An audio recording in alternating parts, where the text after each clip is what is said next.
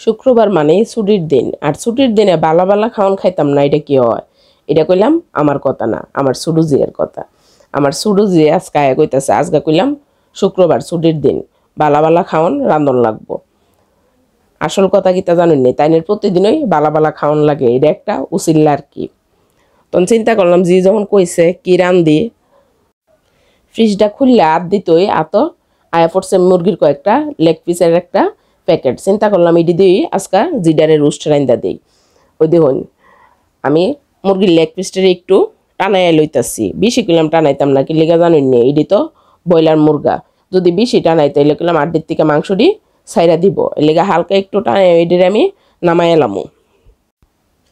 বিন্নালার থেকে চিন্তা করতেছি কিতা রান্ধুম, জি যখন কইল রোস্ট খাইব তখন আমার চিন্তাটা একটু কমাই দিছে। চিন্তা করলাম রোস্টই রান্ধি, সবাই মিল্লা খাইলামো, শুক্রবার সবাই বাসাত আছে, একসাথে মিল্লা বয়া খাইলামো। যারা ভিডিওটা দেখতেছেন, ভিডিওটা দেখা শুরু করবার সাথে সাথে ভিডিওতে একটা লাইক দেন আর কমেন্ট করে জানায়েন কেমন লাগছে, আর বেশি বেশি করে ভিডিওটা শেয়ার করে দেন।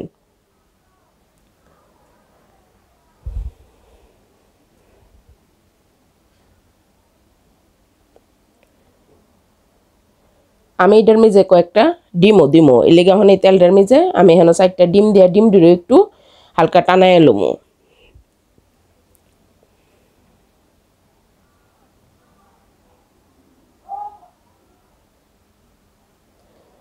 এখন আমি এই তেলটার মেঝে আরও একটু তেল দিয়ে এখন এটার মেঝে দিয়ে দিতেছি পেঁয়াজ পলাটা দিয়ে এখন এটার মেঝে দিতেছি 2টা তেজপাতা আর 3 টুকরা দারচিনি দিয়া সেরা একটু বাজ্যা লুমো। পেঁয়াজটা করলাম আমি একবারে লাল লাল করে বাজদাম না, হালকা একটু বাজা হইলই এটার মেঝে যখন দিয়ে দিমো আদা রসুন আর পেঁয়াজ বাটা। আমি এনে একসাথে আদা রসুন আর পেঁয়াজ বাটা ব্লেন্ড করে রাখছিলাম, এটা দিয়ে দিচ্ছি। 2 টেবিল চামচের মতো আদা বাটা, 2 টেবিল চামচ পেঁয়াজ বাটা আর 1 টেবিল চামচ রসুন বাটা আছে। তেলের সাথে মশলাটারে বালা করে বাজ্যালামো যাতে মশলার কাঁচা গন্ধ না থাকে। আমি ওখানে 4টা এলাচি দিয়ে দিচ্ছি আর দিতেছি স্বাদ মতো লবণ, দিয়ে সেটা এখন দিমু গুঁড়া মশলা। এটার মেঝে আমি এখন দিমু 1 চা চামচ মরিচের গুঁড়া, 1 চা চামচ ধনিয়ার গুঁড়া আর আধা চা চামচ জিরার গুঁড়া। আপনারা চাইলে মরিচের গুঁড়াটা নাও দিতেন পারেন, তবে আমার কাছে মরিচের গুঁড়াটা দিলে খাইতে এবং দেখতে দুটোই ভালো লাগে, এর লেগে আমি মরিচের গুঁড়াটা দিছি। আপনারা পছন্দ মতো দিতে পারবেন, আবার এটা স্কিপও করতে পারবেন। দিয়া সেরা এখন এটার মধ্যে দিতেছি টক দই। আমি কিলাম টক দইয়ের পানিটা জড়াই লইছি না, পানি সহ ওই দিয়ে দিচ্ছি। দিয়া সেরা মশলাটারে একটু সময় নিয়ে 4-5 মিনিট খুব ভালো করে কষাই এলুমো। মশলা কষানোর উপরে করলাম তরকারির স্বাদ নির্ভর করে মশলাটা অবশ্যই ভালো করে কষাই এলুবেন। এখন এটার মধ্যে দিয়ে দিতেছি রেডিমেড রোস্টের মশলাটা দিয়ে আবারও 2 মিনিট ভালো করে কষামো। আমি করলাম আগেও 5 মিনিট ভালো করে কষাইছি, আবার প্যাকেটের মশলাটা দিয়ে আরও 2-3 মিনিট কষামো। মশলাটা খুব ভালো করে কষানো হয়ে গেলে এখন এটার মধ্যে আগের থেকে যে মুরগির মাংসটি টানায় রাখছিলাম এখন এটি দিয়ে দিমো। দিয়ে সেটা মশলার সাথে মাংসটি খুব ভালো করে লাইরা সাইরা মিশাই এলুমো। লাড়া দিবার সময় করলাম সাবধানে দিও না, এটা তো ব্রয়লার মুরগা, জন্য আবার তো সুইটা যাইব গা। আপনারা চাইলে ঠিক একই রেসিপি ফলো করে দেশি মুরগি, কক মুরগি দিয়েও এভাবে রোস্ট রান্না করতে পারবেন।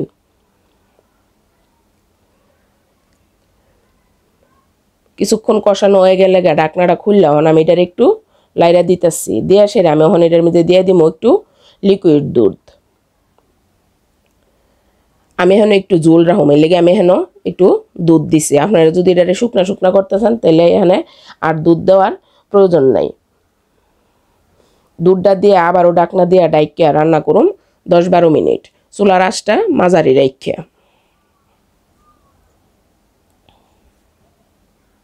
ওই দেখুন ফিরে আয় পড়ছি 10 মিনিট পরে ঢাকনাটা খুললা লাইরা সাইরা দিতেছি। অহন করলাম লবণটা অবশ্যই চেক করে দেখবেন, যদি মনে হয় কম হয়েছে তো একটু দিবেন। আমার লবণ একবারে ঠিক আছে, এখানে আর লবণ দেওয়ার দরকার নাই। আমি এখন এটার মধ্যে দিয়ে দিতেছি কয়েকটা কাঁচামরিচ।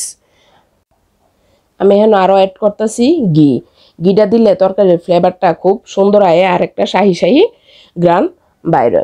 ঘিটা দিয়ে সেটা আমি ঢাকনা দিয়ে ডাইকা দিমু 2-3 মিনিটের লাগিয়ে, যাতে কাঁচামরিচের আর ঘিয়ের ফ্লেভারটা পুরা তরকারিতে ছড়াইয়া জাগা। ওই দেখুন ফিরাই পড়ছি 3 মিনিট পরে। 3 মিনিট পরে তরকারিটা একটু লাইরা সাইরা মিশাই দিতেছি। অহন এটার মধ্যে দিয়ে দিমু বেরেস্তা। আমি আগে থেকেই পেঁয়াজটারে বাইজা বেরেস্তা করে রাখছিলাম। অহন বেরেস্তাটা উপর থেকে একটু দিয়ে দিতেছি।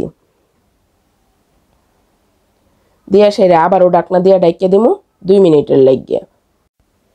2 মিনিট পরে ফিরে আয় আমি আপনারা এটা পরিবেশন করে দেখাই দিমু কেমন হয়েছে। রোস্টটা কিন্তু আলহামদুলিল্লাহ খাইতে খুব স্বাদ হয়েছিল। আপনারা যদি এইভাবে তৈরি করেন তাহলে অবশ্যই আমার কমেন্টে জানায়েন কেমন হয়েছে। আর রোস্টটা রান্না করছি, পোলাও রান্না করতাম না তাই কি হয়। অন্য পাশে চুলায় আমি পোলাও রান্না করতেছি। পোলাওর ভিডিওটা আমি আজকে আপনারা আর পুরাটা দেখাইতাম না। ভিডিওটা এমনিতেই অনেক বড় হয়ে গেছে গা। বেশি বড় ভিডিও দিলে আপনারা আবার ভিডিও দিহন না, টাইনা টাইনা দিহন। এলেগা পোলাওর ভিডিওটা আরেকদিন দিমু। শুধু দেখাই দিতেছে ওই দিহন কি সুন্দর জর্জরা পোলাও। রোস্টের সাথে এমন পোলাও হইলে তো আর কোনো কথাই লাগে না। এরকম সহজ ও সুন্দর সুন্দর ভিডিও পাওয়ার লাগিয়ে আপনারা আমার ফেসবুক পেজ ও YouTube channel Nilufa's kitchen and blog দুটোটারে লাইক, ফলো ও সাবস্ক্রাইব করে রাখেন। আজকে এই পর্যন্তই। আবার আপনার সাথে দেখা হবে এরকম সহজ ও সুন্দর কোনো ভিডিও নিয়ে। সেই পর্যন্ত সবাই ভালো থাকেন। আল্লাহ হাফেজ।